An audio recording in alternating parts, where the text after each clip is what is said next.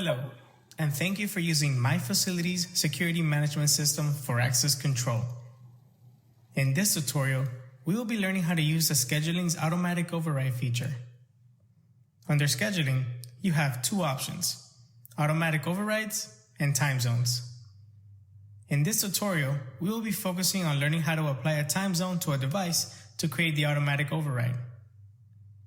If you do not know how to create a time zone, please watch the Scheduling Time Zone tutorial. Now, let's explore this section before we begin. Here, you have an Edit Device button, a filtering mechanism, and your list of devices.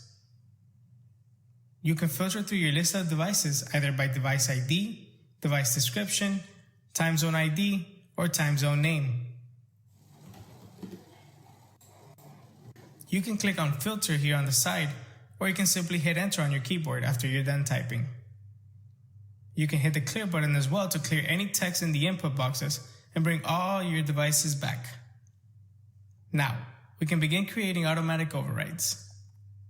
Begin by searching for the device you want to apply the automatic override to. When you have found the device you want, click on Edit Device.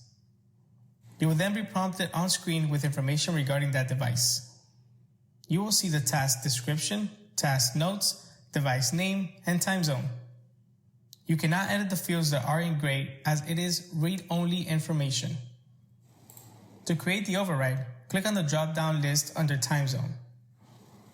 You can filter through your available time zones by its time zone name.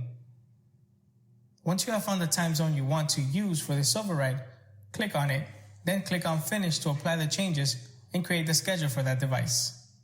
This will have concluded our tutorial on using the Scheduling's automatic override feature.